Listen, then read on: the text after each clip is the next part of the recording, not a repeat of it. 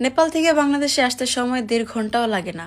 এত বড় একটা নিউজ শোনার পরে পুরা বাঙালি জাতি যে জায়গায় ক্ষিপ্ত হয়ে আছে, সেই জায়গায় যার অর্ধাঙ্গিনী এই পৃথিবীতে নাই, যার হচ্ছে বাচ্চার মাই পৃথিবীতে নাই, সে কিভাবে নেপালে বসে আছে, সে শুটিং করতেছে, সে শুটিংয়ে ব্যস্ত আছে। বউটা দিনের পর দিন দিনের পর দিন মেন্টাল ট্রমা খাইতেছে, অ্যান্ড হাজবেন্ড চিল করে বেড়াচ্ছে, অ্যান্ড সোশ্যাল মিডিয়ায় সোশ্যালের সামনে এটা তুলে ধরতেছে, আমি একটা পারফেক্ট হাজবেন্ড, আমি একটা পারফেক্ট ফাদার, অ্যান্ড আমি খুবই ভালো একজন মানুষ। তো আপনি ভালো মানুষ, আপনি ভালো অ্যাক্টর, অ্যাক্টর ঠিক আছে, বাট আপনি রিয়েল লাইফের রোলটাই তো প্লে করতে পারলেন না।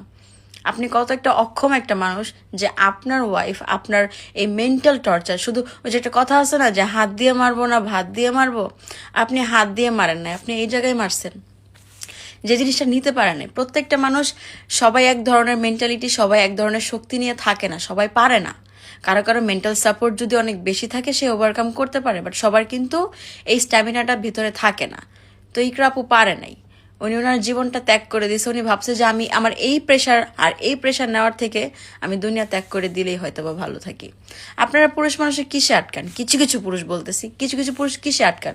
কোনো কিছুতে আটকান না। আপনারা হচ্ছেন এক টাইপের নর্মালি মানুষের মতন ভেষ ধরে থাকা একটা পশু। আপনারা হচ্ছে নার্সিসিস্টের সেই লেভেল, চূড়ান্ত লেভেলের মানুষ, যারা কিনা বিয়ের আগে গার্লফ্রেন্ডের পা চাটে, না পারে পা চেটে খেয়ে ফেলে, আর যখন সেই মানুষটা ঘরের বউ হয়ে যায় তখন তাকে একটা সার্টিফিকেট লাগায় যে সে আমার একটা সার্টিফিকেট, ইয়েস সে আমার বউ। তারপরে তাকে হচ্ছে বছরকে বছর একটা করে বাচ্চা ধরাই দিবেন, 1 বছর 2 বছর পরে পর বাচ্চা ধরাই দিবেন যে তুমি আমার বাচ্চা পয়দা করার মেশিন, অ্যান্ড আমি বাইরে রঙ্গলীলা করে বেড়াবো, এতে তোমার কিছু যায় আর আসে না। প্রথমে বউ এত ভালো লাগে, এত বছরের সম্পর্ক, এত প্রেমের সম্পর্ক থেকে বিয়ের সম্পর্ক, বাচ্চা কাচ্চা হওয়া, এতটা গভীর সম্পর্ক হওয়ার পর এখন বউ ভালো লাগে না। আপনাদের কি ভাল লাগে? আপনাদের ঘরের বউ হয়ে গেলে ওই বউ বাদে যদি একটা কাজের লোকও থাকে না, তাদেরকেও আপনার কাছে ভালো লাগে। আপনারা এইরকম টাইপের মানুষ, অ্যান্ড এই টাইপের পুরুষগুলা জীবনেও হচ্ছে মেয়ে মানুষের কদর তো বুঝবে না, বুঝবে না, এদের জীবনে বিয়ে করা উচিত না। আপনাদের যাওয়া উচিত সেই রেড লাইট এরিয়াতে, যে জায়গায় টাকা দিয়ে দিয়ে শরীর পাওয়া যায়, কারণ আপনারা হচ্ছে সংসার করার যোগ্য না।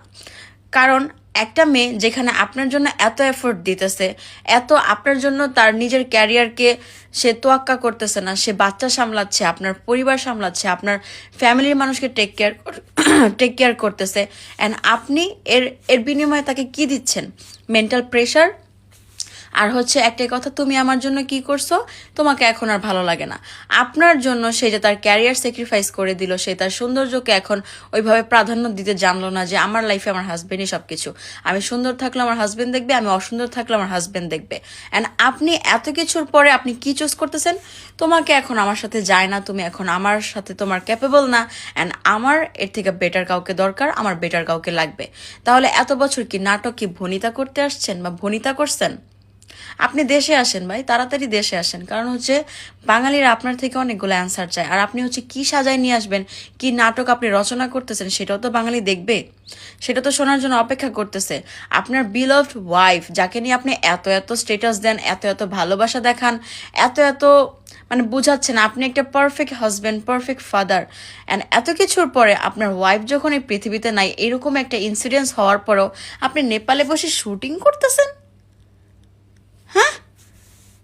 মানে আপনি হইতেছেন এই বাংলাদেশের সব থেকে বড় একটা হিরো, একটা গান করে, একটা দুইটা গান করে, কয়েকটা হচ্ছে সি গ্রেডেড টাইপের হচ্ছে নাটক বানায় আপনি হচ্ছে নিজেকে অনেক বড় দাবি করতেছেন। অ্যান্ড আপনার সাথে আপনার যে কো আর্টিস্টটা, সেই আপুকে কি আর বলবো, যাই হোক, আপনিও যেরকম চুজও করছেন ওই রকম।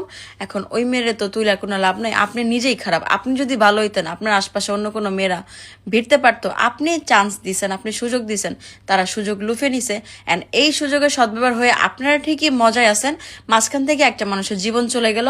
এই যে আপনি রিজিক রিজিক নিয়ে এত কথা বলেন, আপনার বাচ্চার মা বাচ্চার মা বাচ্চার মা, এখন এই বাচ্চাটার ভবিষ্যৎ কি? এই বাচ্চাটা এখন কি করবে? এই বাচ্চা যে এখন মাহারা হয়ে গেল। আর একটা কথা আছে না যে মা মরলে বাপ হয়, তালই আপনার বিষয়টাও কিন্তু এখন এইরকমেরই। আপনি 2-3 দিন রিজিক রিজিক করবেন, এরপরে আপনার হচ্ছে অপশনের অভাব নাই, তখন আপনার বাচ্চা কোন দিকে, বা হচ্ছে আপনার বউ তো আল্লাহ তালার কাছে চলেই গেছে, তো আপনার তো হচ্ছে রাস্তা একদম ক্লিয়ার। এখন আপনার যা মন চায় আপনি তাই করতে পারবেন, এতে আপনাকে কেউ বাধা দিবে না। তো আপনি এমন একটা পুরুষ যেটা কিনা আমাদের বাঙালির কাছে হচ্ছে আপনি একটা ধিক্কার। অ্যান্ড যদি হচ্ছে কোনো হাজব্যান্ডের ডেমো হওয়া উচিত যে সব থেকে নিকৃষ্টতম হাজব্যান্ড কারা হয়, আপনাদের মতো মানুষরা হয়। আপনারা কিছু কিছু বৈশিষ্ট্যর মানুষ আছেন যারা কিনা কিছুটা সোশ্যাল মিডিয়ার বাইরেও এরকম কয়েকটা মানুষ আছে যারা কিনা হচ্ছে মেয়ে মানুষকে মেয়ে মানুষ মনে করে না। তারা ভাবে যে আমি বউ একটা সার্টিফিকেট রেখে দিব এবং বাইরে রঙ্গলীলা করে বেড়াবো, মেয়েদের মন নিয়ে খেলবো। আমার লাইফে এটাই হচ্ছে, কারণ আমি একটা বেটা মানুষ। আপনি কেমন বেটা হইলেন? একটা মেয়ে মানুষের মন যদি আপনি না জোগায় চলতে পারেন, একটা মেয়ে মানুষ হচ্ছে সে সারা জীবন গর্ব করে বলবে যে না আমি আমার জীবনে একটা হাজবেন্ড পাইছি। এই গর্বের কথা যদি আপনি না শুনতে পারেন, আপনি কেমন পুরুষ হয়েছেন? আপনি তো নাপুংসকের থেকেও বেশি অধম। তো আপনাকে এতগুলো কথা বলার কোনো প্রয়োজন না। আমার ভিডিও আপনার সামনে যাবে কি যাবে না ওগুলো আমার কোনো কিছু যায় আসে না। আমার মনের ভেতরে ক্ষোভ, সেটা আমি প্রকাশ করে দিলাম। অ্যান্ড মানে আমি জাস্ট সবাইকে একটাই কথা বলতে চাই, আপুদেরও আর কিছু কিছু, সবাই যে খারাপ আমি সেটা কখনোই বলবো না, কারণ পৃথিবীতে যদি হচ্ছে 90% খারাপ থেকে থাকে 10% ভালো মানুষও আছে। এই আপনাদের মতন হচ্ছে 90% এই খারাপ মানুষদের জন্যই কিন্তু হচ্ছে বাকি 10% কখনোই ভ্যালিউ পায় না অ্যান্ড পেয়েও আসতেছে না। তো ডেমো যদি হয় যে হাজবেন্ড এরকম হবে, আমি বলবো আপুরা প্লিজ সারা জীবনও বিয়ে করা দরকার নেই, তুমি বিয়েই করো না। এরকম পুরুষদের কি করা উচিত? এরকম পুরুষদের নাকে দড়ি দিয়ে ঘোরানো উচিত। নাকে দড়িতে ঘুরে ঘুরে পায়ের নিচে রাখা উচিত, কখনো মাথায় তুলতে নাই। কারণ এরা মাথার উপরে যাওয়ার যোগ্যই না, এরা ডিজার্ভই করে না।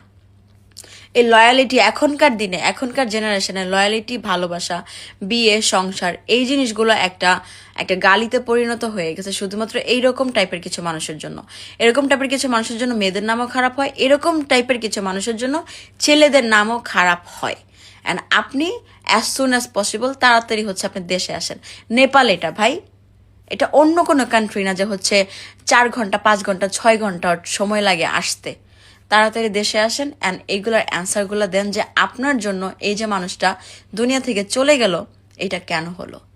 এখন পারবেন পারবেন বুকে ফিরাই দিতে? মাটা যেভাবে আহাজারি করে কান্না করতেছিল, আমি জানি না রিজিকের কি অবস্থা, কারণ ওকে তো সোশ্যাল মিডিয়াতে দেখানো হয় নাই তাই বলতে পারতেছি না। বাট ওর কি অবস্থা, ওর মার কি অবস্থা, ওরা কি দিয়ে যাচ্ছে, কি সাফার করতেছে, আপনার ন্যূনতম আইডিয়া আছে? হ্যাঁ, আপনি ওখানে বসে চিল করতেছেন, শুটিং করতেছেন, আপনার কো আর্টিস্টের সাথে ডলাডলি করতেছেন। এই ডলাডলি বন্ধ করে বাংলাদেশে আসেন। আর আপনার মতন অ্যাক্টর আমরা বাংলাদেশি মানুষরা চাই না, আমরা বাংলাদেশি মানুষরা চাই না। কিছু বলার নাই, কিছুই বলার নাই। আর লাস্টের একটাই কথা, আপু তো আল্লাহ তালার কাছে চলে গেছে, বাট আমার একটাই কথা বলার ছিল। এখন তো বলে কোনো লাভ নেই, যদি জানি না, বাট আপনার এই দুনিয়া থেকে যাওয়া উচিত হয় না। আপনার এই দুনিয়াতে থেকে ওকে শিক্ষা দেওয়া উচিত ছিল আপু। আপনি দুনিয়াতে থেকে ওকে শিক্ষা দিয়ে তারপরে তাকে হচ্ছে লাথি মেরে ফালাই দিয়ে আপনি আপনার বাচ্চা নিয়ে থাকতেন আরামে। জীবনটা চলে গেল আপু, এই জীবনটা তো ফেরত পাবেন না আর কখনো। যার জন্য এমন করলেন তার এতে কিচ্ছু যাইতেছেও না, আসতেছে না, যাবেও না, আসবেও না। 2-3 দিন কুমিরের কান্না করবে, তারপরে দেখবেন আবার যেই কে সেই। মাঝখান থেকে বাচ্চাটা এদিন হয়ে গেল। আপুর জন্য মন থেকে দোয়া। আর এই পশু দেশে এসে কি বলে সেটাই দেখার আছে। That's it.